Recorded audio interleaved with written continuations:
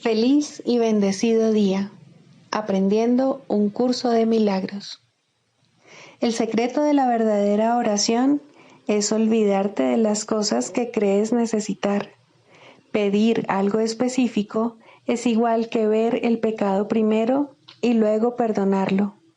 Del mismo modo, al orar pasas por alto tus necesidades específicas, tal como las ves, y las dejas en manos de Dios. Ahí se convierten en los regalos que le haces, pues le dicen que no antepondrás otros dioses a Él, ni que quieres otro amor que el suyo. Este libro es un comienzo, no un final.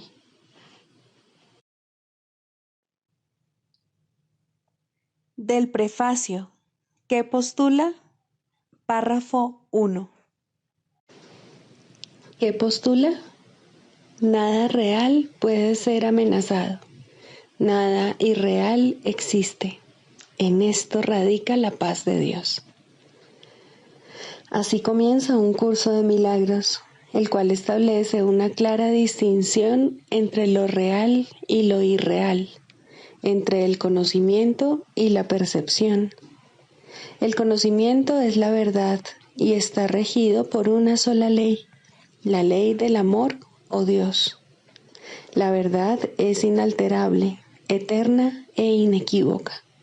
Es posible no reconocerla, pero es imposible cambiarla. Esto es así con respecto a todo lo que Dios creó, y solo lo que Él creó es real.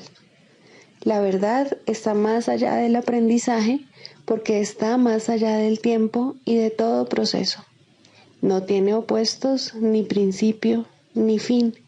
Simplemente es. Introducción. Este es un curso de milagros. Es un curso obligatorio. Solo el momento en que decides tomarlo es voluntario. Tener libre albedrío no quiere decir que tú mismo puedas establecer el plan de estudios. Significa únicamente que puedes elegir lo que quieres aprender en cualquier momento dado.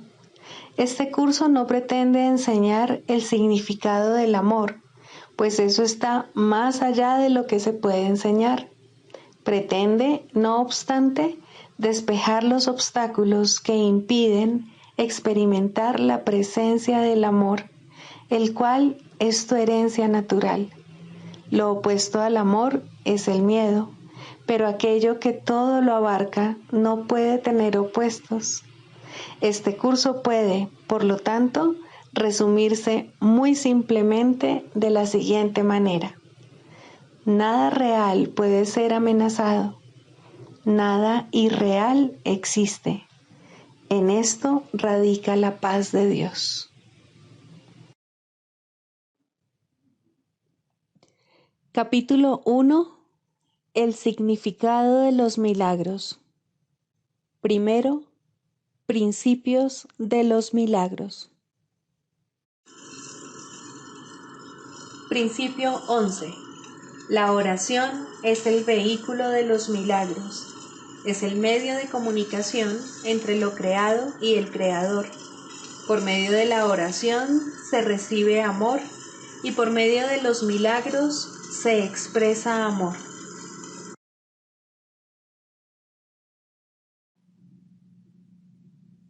Capítulo 14. Las enseñanzas en favor de la verdad. Segundo, el alumno feliz. El Espíritu Santo necesita un alumno feliz en quien su misión pueda llevarse a cabo felizmente. Tú que eres tan partidario de la aflicción, debes reconocer, en primer lugar, que eres infeliz y desdichado. El Espíritu Santo no puede enseñar sin este contraste, pues tú crees que la aflicción es felicidad. Esto te ha confundido tanto que te has empeñado en aprender a hacer lo que nunca podrías hacer, creyendo que si no aprendes a hacerlo, no serás feliz. ¿No te das cuenta de que los cimientos sobre los que se basa este objetivo de aprendizaje tan extraño no tienen ningún sentido? No obstante, puede que aún tengan sentido para ti. Si tienes fe en lo que no es nada, encontrarás el tesoro que buscas, pero habrás agregado una carga más a tu ya sobrecargada mente. Creerás que lo que no es nada es valioso y lo apreciarás. Para ti, un trocito de vidrio, una mota de polvo, un cuerpo o una guerra son todos una misma cosa. Pues si valoras una sola cosa que esté hecha de lo que no es nada, habrás creído que lo que no es nada puede ser valioso y que puedes aprender a hacer que lo que no es verdad lo sea. El Espíritu Santo, que ve dónde te encuentras, pero sabe que realmente te encuentras en otra parte, comienza su lección de simplicidad con la enseñanza fundamental de que la verdad es verdad. Esta es la lección más difícil que jamás tendrás que aprender y, al fin y al cabo, la única. La simplicidad es algo muy difícil para las mentes retorcidas. Observa todas las distorsiones que has hecho de lo que no es nada, todas las extrañas manifestaciones, sentimientos, acciones y reacciones que has urdido de ello. Nada te es tan ajeno como la simple verdad, ni hay nada que estés menos inclinado a escuchar. El contraste entre lo que es verdad y lo que no lo es perfectamente evidente. Sin embargo, tú no lo ves. Lo que es simple y obvio no es evidente para los que desean fabricar palacios y ropajes regios de la nada, creyendo que éstos les convierten en reyes de áurea. El Espíritu Santo ve esto y enseña simplemente que nada de ello es verdad. A estos infelices alumnos que quieren enseñarse a sí mismos lo que no es nada y que se engañan creyendo que es algo, el Espíritu Santo les dice con perfecta serenidad: la verdad, es lo único que importa, lo único que es real y lo único que existe. Permíteme hacer por ti la única distinción que tú no puedes hacer, pero que necesitas aprender. La fe que tienes en lo que no es nada te está engañando. Deposítala en mí y yo, a mi vez, la depositaré delicadamente en el santo lugar donde le corresponde estar. Allí no encontrarás engaño, sino únicamente la simple verdad, y la amarás porque la comprenderás. Al igual que tú, el Espíritu Santo no creó la verdad. Al igual que Dios, Él sabe que la verdad es verdad. El Espíritu Santo lleva la luz de la verdad a las tinieblas y deja que resplandezca sobre ti. Y a medida que resplandece en ti, tus hermanos la ven, y al darse cuenta de que esta luz no es obra tuya, ven en ti mucho más de lo que tú mismo ves. Ellos serán los felices alumnos de la lección que esa luz les muestra, porque les enseña a liberarse de lo que no es nada y de todas las obras de lo que no es nada. No podrán ver que las pesadas cadenas que parecen atarlos a la desesperación no son nada hasta que tú les lleves la luz. Se darán cuenta entonces de que las cadenas han desaparecido y de que, por lo tanto, no podían haber sido nada. Y tú te darás cuenta de esto junto con ellos. Y puesto que les enseñaste lo que es la felicidad y la liberación, ellos se convertirán en tus maestros de liberación y felicidad. Cuando le enseñas a alguien que la verdad es verdad, lo aprendes con él. Y así aprendes que lo que parecía ser lo más difícil de entender es lo más fácil. Aprende a ser un alumno feliz, pues jamás aprenderás cómo hacer que lo que no es nada sea todo. Pero date cuenta de que esa ha sido tu meta y reconoce cuán descabellada ha sido.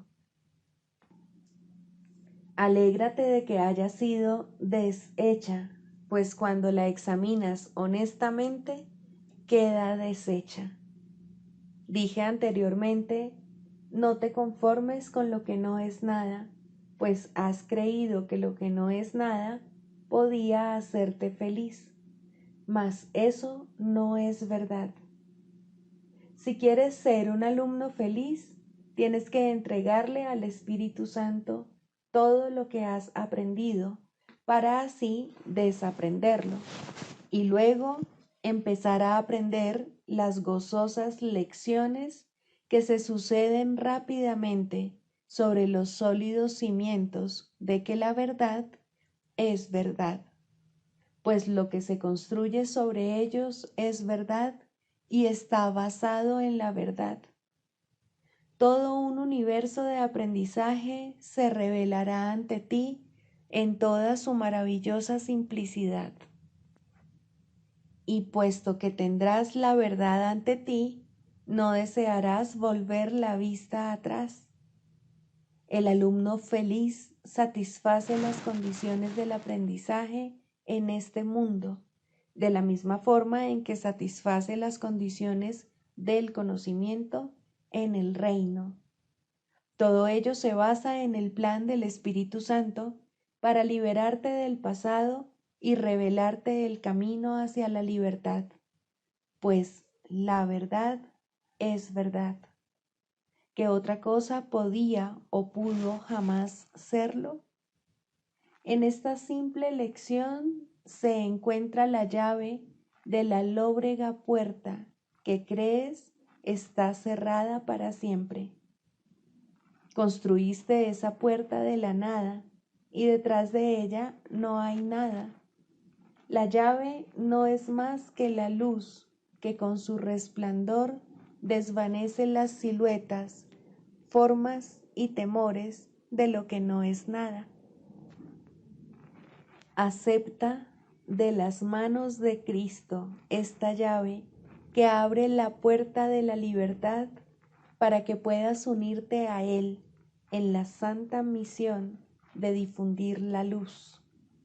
Pues, al igual que tus hermanos, no te das cuenta de que la luz ha llegado y de que te ha liberado del sueño de las tinieblas.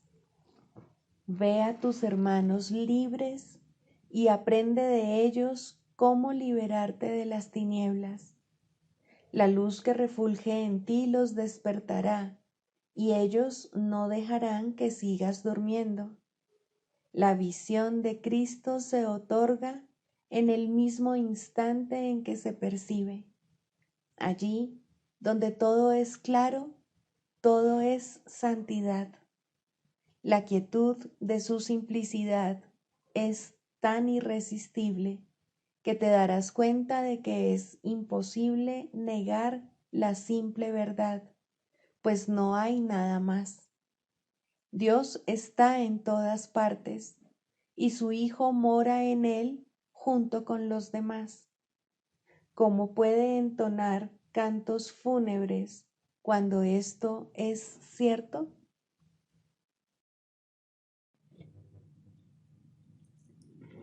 Libro de ejercicios. Pregunta 12. ¿Qué es el ego? El ego no es otra cosa que idolatría, el símbolo de un yo limitado y separado, nacido en un cuerpo, condenado a sufrir y a que su vida acabe en la muerte. Es la voluntad que ve a la voluntad de Dios como su enemigo y que adopta una forma en que ésta es negada.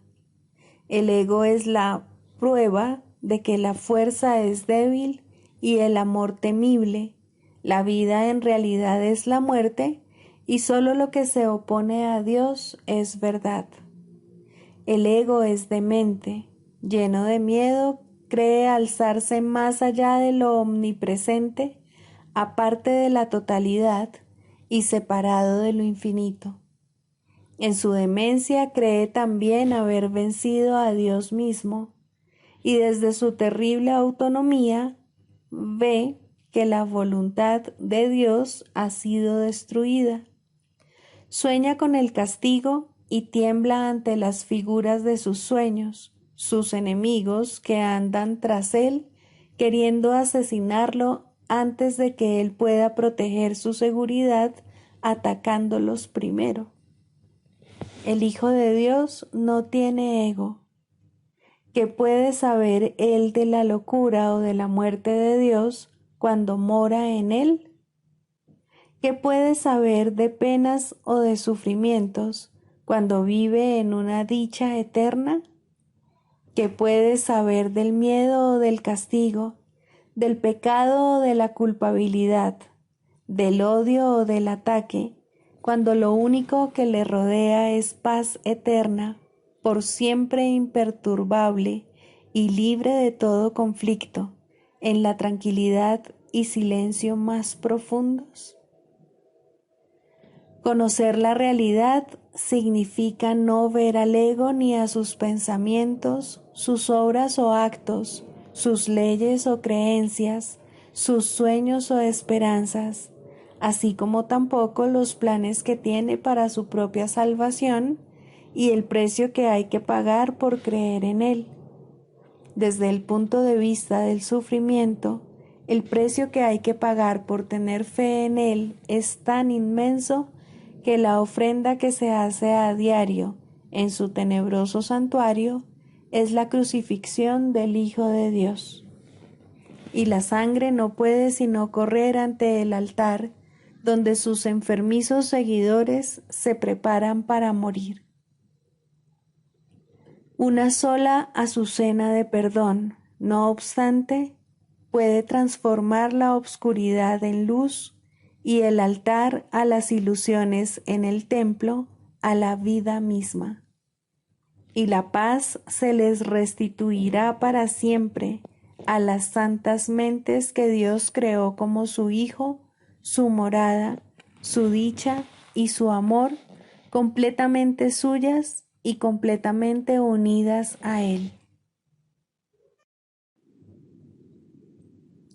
Lección 339. Se me concederá todo lo que pida. Nadie desea el dolor, pero puede creer que el dolor es placer. Nadie quiere eludir su felicidad, mas puede creer que la dicha es algo doloroso, amenazante y peligroso.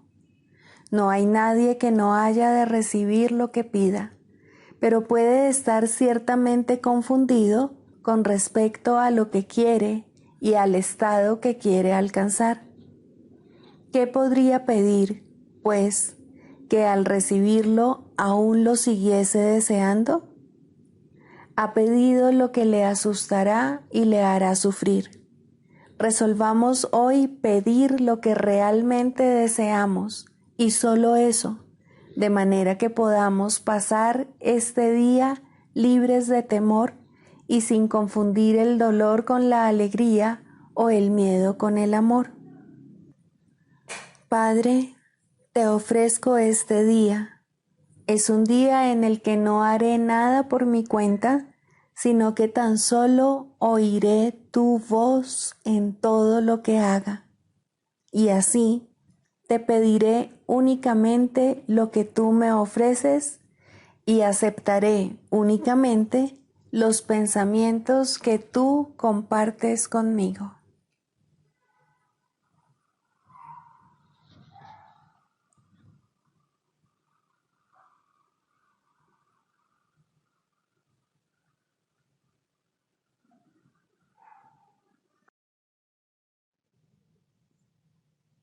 Del manual para el maestro, pregunta 4. ¿Cuáles son las características de los maestros de Dios? 5. Júbilo. El júbilo es el resultado inevitable de la mansedumbre. La mansedumbre significa que el miedo es ahora imposible. ¿Qué podría entonces obstaculizar el júbilo? Las manos abiertas de la mansedumbre están siempre colmadas. Los mansos no experimentan dolor, no pueden sufrir. ¿Cómo no habrían de ser felices? Están seguros de que son amados y de que, por lo tanto, están a salvo. El júbilo va unido a la mansedumbre, tan inevitablemente como el pesar acompaña al ataque. Los maestros de Dios confían en Él y están seguros de que su Maestro va delante de ellos, asegurándose de que no les acontezca ningún daño. Disponen de sus dones y siguen su camino, porque la voz de Dios los dirige en todo. El júbilo es su himno de gratitud, y Cristo los contempla también con agradecimiento. La necesidad que Él tiene de ellos es tan grande como la que ellos tienen de Él. Qué gozo tan inmenso compartir el propósito de la salvación.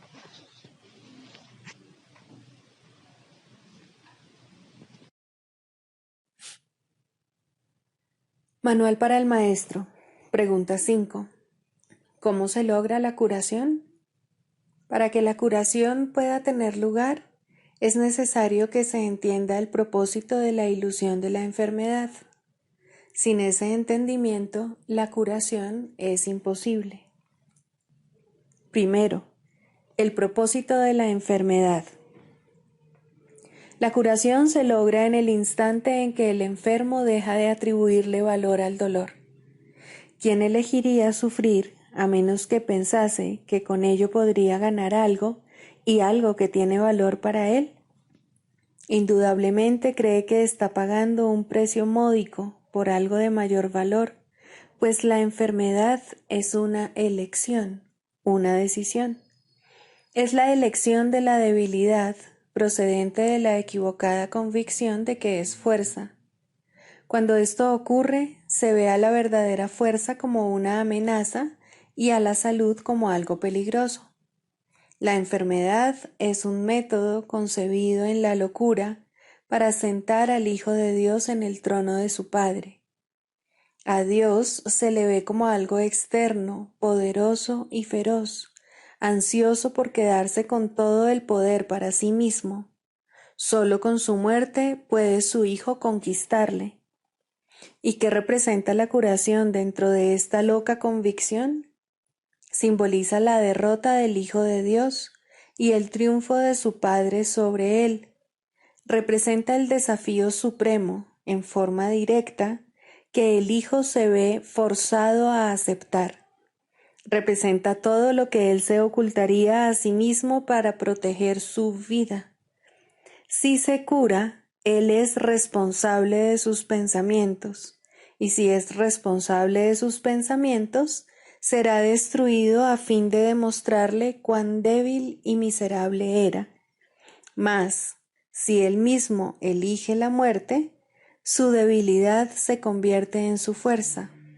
Ahora se ha impuesto a sí mismo lo que Dios le habría impuesto, y de esta forma ha usurpado completamente el trono de su Creador. Segundo, un cambio de percepción. La curación es directamente proporcional al grado de reconocimiento alcanzado con respecto a la falta de valor de la enfermedad.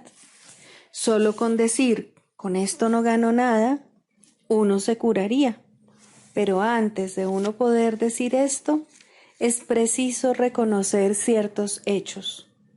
En primer lugar, resulta obvio que las decisiones son algo propio de la mente, no del cuerpo.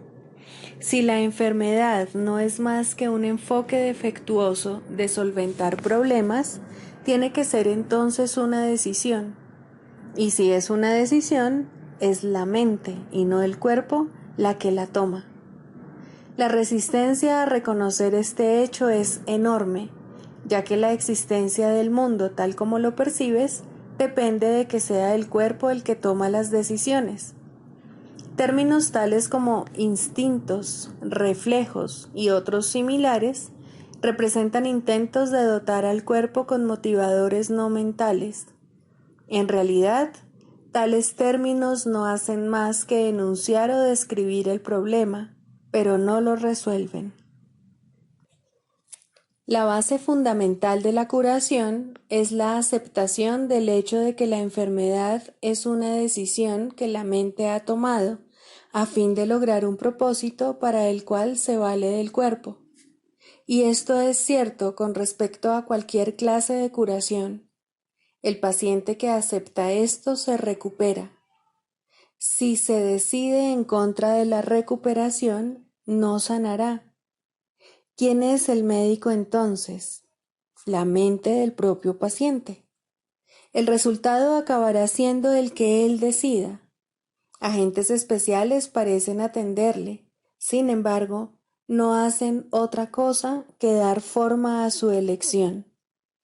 Los escoge con vistas a darle forma tangible a sus deseos, y eso es lo único que hacen. En realidad, no son necesarios en absoluto.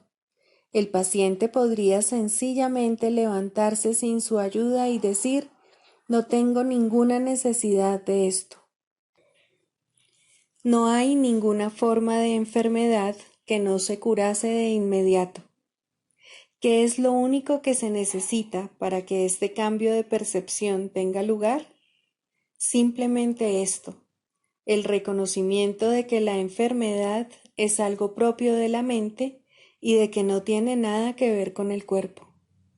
¿Qué te cuesta este reconocimiento? Te cuesta el mundo que ves, pues ya nunca más te parecerá que es el mundo el que gobierna a la mente. Con este reconocimiento se le atribuye la responsabilidad a quien verdaderamente la tiene, no al mundo, sino a aquel que contempla el mundo y lo ve como no es, pues ve únicamente lo que elige ver, ni más ni menos. El mundo no le hace nada, pero él pensaba que le hacía algo. Él tampoco le hace nada al mundo, ya que estaba equivocado con respecto a lo que el mundo era. En esto radica tu liberación de la culpabilidad y de la enfermedad, pues ambas son una misma cosa. Sin embargo, para aceptar esta liberación, la insignificancia del cuerpo tiene que ser una idea aceptable. Con esta idea, el dolor desaparece para siempre. Pero con esta idea desaparece también cualquier confusión acerca de la creación. ¿Cómo podría ser de otra manera? Basta con poner causa y efecto en su verdadera secuencia con respecto a algo para que el aprendizaje se generalice y transforme al mundo. El valor de la transferencia de una idea verdadera no tiene límites ni final. El resultado final de esta lección es el recuerdo de Dios. ¿Qué significado tienen ahora la culpabilidad, la enfermedad, el dolor, los desastres y todos los sufrimientos? Al no tener ningún propósito, no puede sino desaparecer, y con ellos desaparecen también todos los efectos que parecían tener. Causa y efecto no son sino una réplica de la creación, vistos en su verdadera perspectiva, sin distorsiones y sin miedo, restablecen el cielo. Tercero, la función del Maestro de Dios. Si el paciente tiene que cambiar de mentalidad para poderse curar, ¿qué puede hacer el Maestro de Dios? ¿Puede cambiar la mentalidad del paciente por él? Desde luego que no. Para aquellos que ya están dispuestos a cambiar de mentalidad, la función del Maestro de Dios no es otra que la de regocijarse con ellos, pues se han convertido en maestros de Dios junto con Él. Con aquellos que no entienden lo que es la curación, no obstante, tienen una función más específica. Estos pacientes se dan cuenta de que ellos mismos han elegido la enfermedad. Por el contrario, creen que la enfermedad los ha elegido a ellos. No tienen tampoco una mentalidad abierta al respecto. El cuerpo les dice lo que tienen que hacer y ellos obedecen. No tienen idea de cuán demente es ese concepto. Solo con que lo sospecharan, se curarían. Pero no sospechan nada. Para ellos, la separación es absolutamente real. Los maestros de Dios van a estos pacientes representando otra alternativa que dichos pacientes han olvidado. La simple presencia del Maestro de Dios les sirve de recordatorio. Sus pensamientos piden el derecho de cuestionar lo que el paciente ha aceptado como verdadero. En cuanto que mensajeros de Dios, los maestros de Dios son los símbolos de la salvación. Le piden al paciente que perdone al Hijo de Dios en su nombre. Representan la alternativa. Con la palabra de Dios en sus mentes, vienen como una bendición, no para curar a los enfermos, sino para recordarles que hay un remedio que Dios les ha dado ya. No son sus manos las que curan, no son sus voces las que pronuncian la palabra de Dios, sino que dan sencillamente lo que se les ha dado y exhortan dulcemente a sus hermanos a que se aparten de la muerte. He aquí, Hijo de Dios, lo que la vida te puede ofrecer. ¿Prefieres elegir la enfermedad en su lugar? Los maestros de Dios avanzados no toman en consideración ni por un instante las formas de enfermedad en las que sus hermanos creen. Hacerlo sería olvidar que todas ellas tienen el mismo propósito y que, por lo tanto, no son en modo alguno diferentes. Los maestros de Dios tratan de oír la voz de Dios en ese hermano que se engaña a sí mismo hasta el punto de creer que el Hijo de Dios puede sufrir, y le recuerdan que Él no se hizo a sí mismo y que aún es tal como Dios lo creó. Los maestros de Dios reconocen que las ilusiones no pueden tener efectos. La verdad que se encuentra en sus mentes se extiende hasta la verdad que se encuentra en las mentes de sus hermanos y de este modo no refuerzan sus ilusiones. Así, éstas se lleven ante la verdad no se lleva ante ellas. Y de esta manera se disipan, no por medio de la voluntad de otro, sino por medio de la única voluntad que existe en unión consigo misma. Esta es la función de los maestros de Dios, no ver voluntad alguna separada de la suya, ni la suya separada de la de Dios. Clarificación de términos. El ego, el milagro. Las ilusiones no perdurarán. Su final es indudable y eso es lo único que es seguro en su mundo. Por eso es por lo que es el mundo del ego. ¿Qué es el ego? El ego no es más que un sueño de lo que en realidad eres. Un pensamiento de que estás separado de tu creador y un deseo de ser lo que él no creó. El ego es un producto de la locura, no de la realidad. Es tan solo un nombre para lo innombrable, un símbolo de lo imposible, una elección de opciones que no existen. Le damos un nombre solo para que nos ayude a entender que no es más que un pensamiento ancestral según el cual aquello que se ha inventado es inmortal. Mas, ¿qué podría proceder de ello excepto un sueño que, al igual que todos los demás sueños, tan solo puede terminar en la muerte? ¿Qué es el ego? El ego no es nada, pero se manifiesta de tal forma que parece ser algo. En un mundo de formas no se puede negar al ego, pues solo él parece real. Mas, ¿podría el Hijo de Dios, tal como su Padre lo creó, morar en una forma o en un mundo de formas? Si alguien te pide que definas al ego y expliques cómo se originó, es porque cree que el ego es real e intenta, por definición, asegurarse de que su naturaleza ilusiva quede oculta tras las palabras que parecen otorgarle realidad. Ninguna definición que se haya hecho de una mentira puede hacer que ésta sea verdad, ni tampoco puede haber una verdad que las mentiras puedan realmente ocultar. La irrealidad del ego no se niega con palabras, ni su significado se vuelve claro por el hecho de que su naturaleza parezca tener una forma.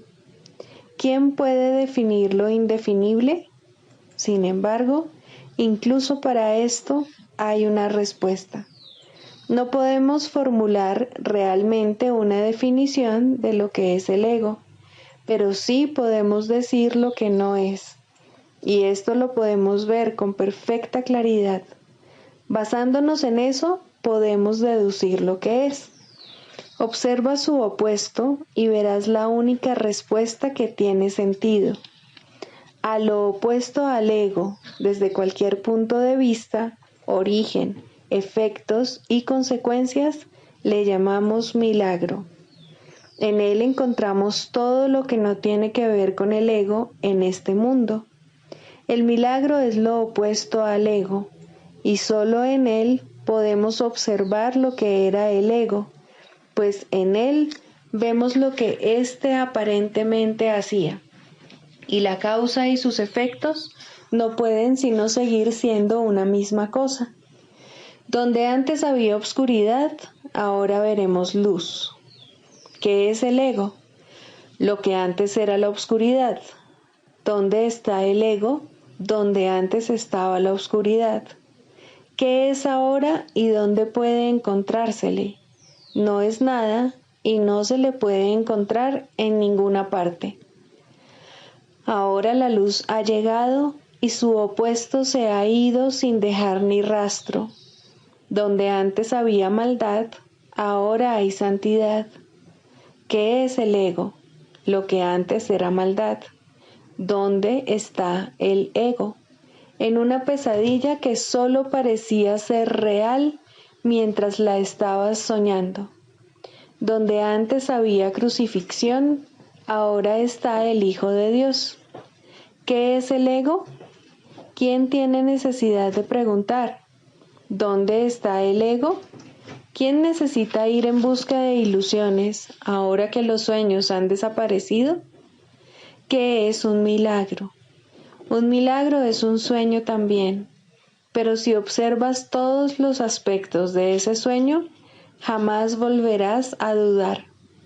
Observa el bondadoso mundo que se extiende ante ti mientras caminas envuelto en mansedumbre. Observa a los ayudantes que encuentras a lo largo del camino que recorres, felices ante la certeza del cielo y la garantía de paz. Y observa también, por un instante, lo que por fin dejaste atrás y finalmente pasaste de largo. Esto es lo que era el ego, el odio cruel, la necesidad de venganza y los gritos de dolor, el miedo a la muerte y el deseo de matar, la ilusión de no tener hermanos y el yo que parecía estar solo en el universo. El milagro corrige este terrible error con respecto a ti mismo, con la misma dulzura con la que una madre amorosa adormece con su canto a su criatura. ¿No preferirías escuchar un canto así? ¿No contestaría ese canto todo lo que pensabas preguntar, haciendo incluso que la pregunta dejase de tener sentido? Tus preguntas no tienen respuesta, ya que han sido planteadas para acallar la voz de Dios, la cual nos hace a todos una sola pregunta. ¿Estás listo ya para ayudarme a salvar el mundo? Pregunta esto en vez de preguntar qué es el ego, y verás un súbito resplandor envolver al mundo que el ego fabricó. Ahora no se le niega a nadie ningún milagro. El mundo se ha salvado de todo lo que tú pensabas que era, y lo que es ha sido siempre absolutamente puro y jamás ha sido condenado. El milagro perdona, el ego condena. No se necesita ninguna otra definición para ninguno de ellos excepto esta. Mas, ¿qué definición podría ser más cierta o estar más a tono con lo que es la salvación? Con esto, el problema y la respuesta se llevan una al lado del otro, y al estar finalmente juntos, la elección es obvia. ¿Quién elegiría el infierno de reconocer que eso es lo que está eligiendo? ¿Y quién no seguiría adelante un poco más cuando le ha sido dado comprender que el camino es corto y que el cielo es su meta?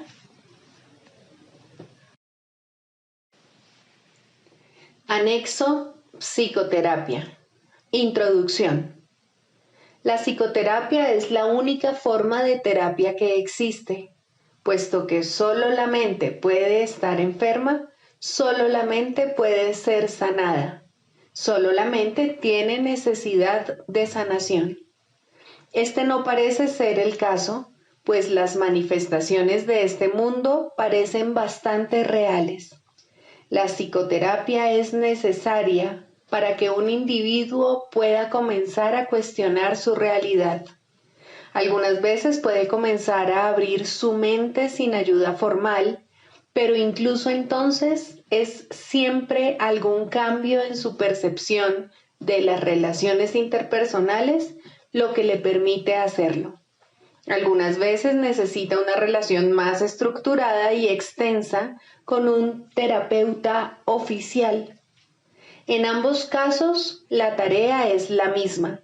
El paciente debe ser ayudado a cambiar la idea acerca de la realidad de las ilusiones. El canto de la oración. 1. La oración. Introducción. La oración es el mayor regalo en el cual Dios bendijo a su Hijo cuando lo creó. Ya era entonces aquello que habría de llegar a ser, la única voz que el Creador y la creación comparten, el canto que el Hijo entona al Padre, quien devuelve las gracias que el canto le brinda. La armonía es perpetua, y perpetua es también la gozosa concordia de amor que eternamente ambos se profesan el uno al otro. Y de este modo se extiende la creación. Dios da gracias a su extensión en su Hijo. El Hijo da gracias por su creación en el canto que entona mientras crea en nombre de su Padre. El amor que comparten es lo que toda oración habrá de ser por toda la eternidad, cuando al tiempo le llegue su fin, porque así era antes de que el tiempo pareciese existir. Para ti que te encuentras brevemente en el tiempo, la oración toma la forma que mejor satisfaga tu necesidad. Solo tienes una. Lo que Dios creó uno debe reconocer su unidad y alegrarse de que lo que las ilusiones parecían separar es uno por siempre en la mente de Dios. La oración debe ser ahora el medio por el que el Hijo de Dios abandona sus metas e intereses separados y se dirige en santo júbilo a la verdad de la unión con su Padre y consigo mismo. Abandona tus sueños, Santo Hijo de Dios, y alzándote tal como Dios te creó, prescinde de los ídolos y acuérdate de Él. La oración te sustentará ahora y te bendecirá según elevas tu corazón a Él en un canto ascendente que se eleva muy alto y luego más alto aún, hasta que tanto lo alto como lo bajo desaparecen.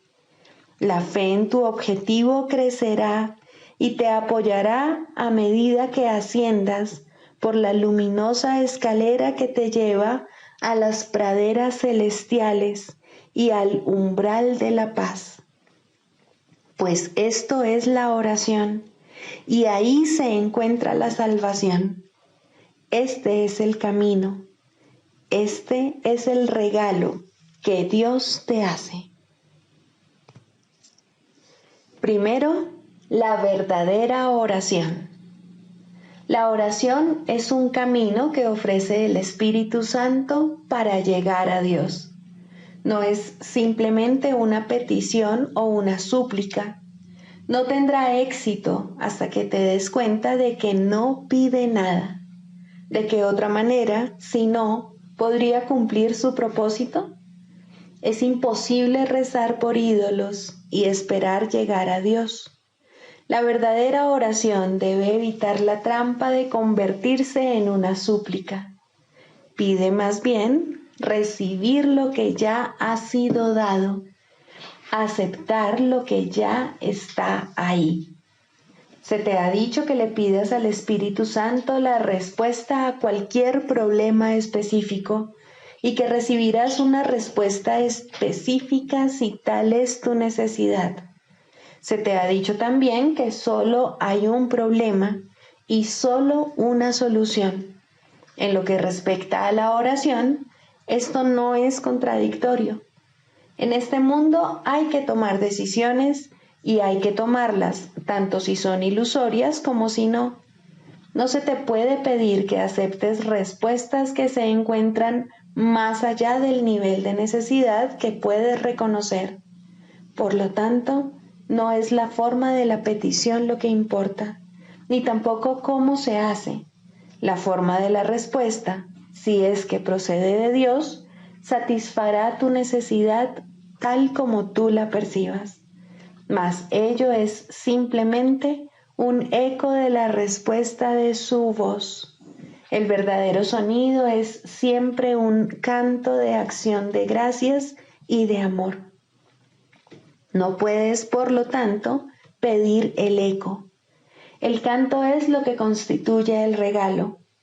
Con él vienen las resonancias, las armonías, los ecos, mas todo eso es secundario. En la verdadera oración solo escuchas el canto. Lo demás simplemente se agrega.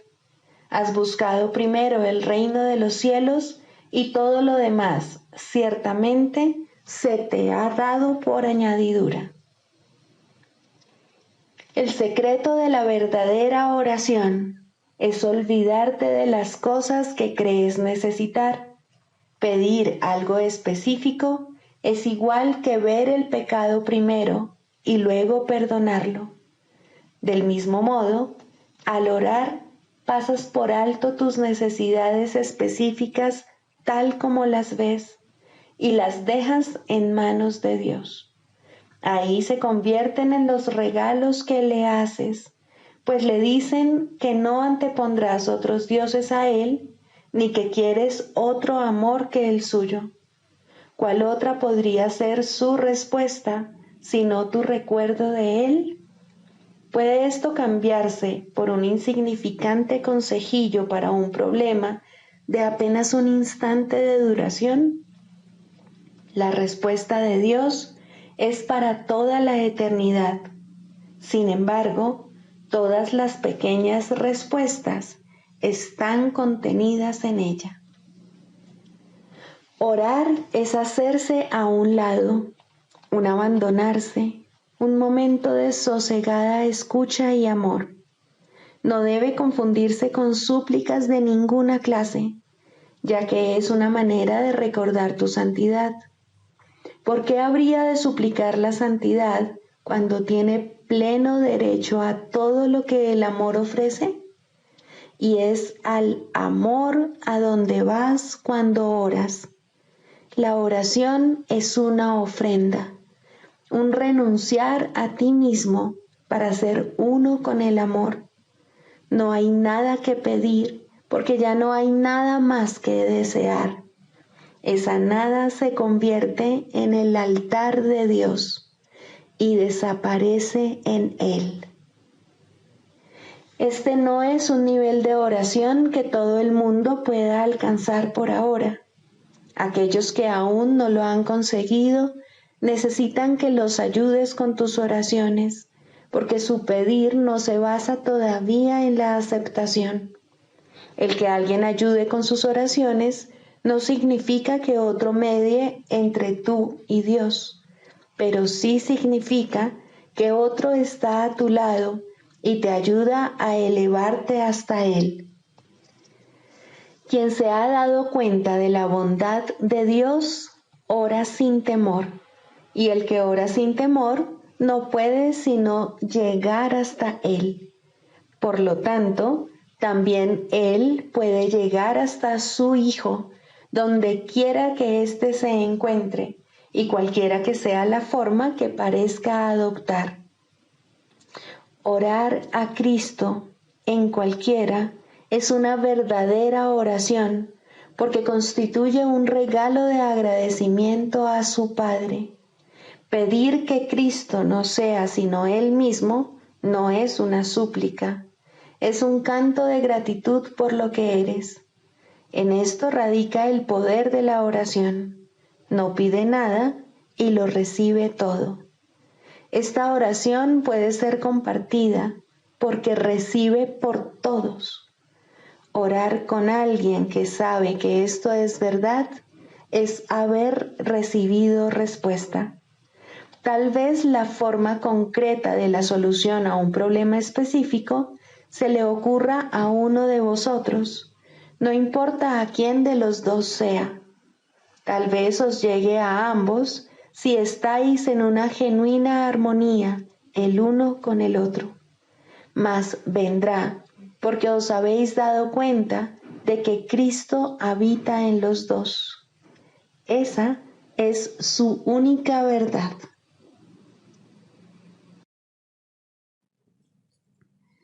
Sigamos a Jesús haciendo del perdón algo tan natural como respirar y algo tan vital como el aire.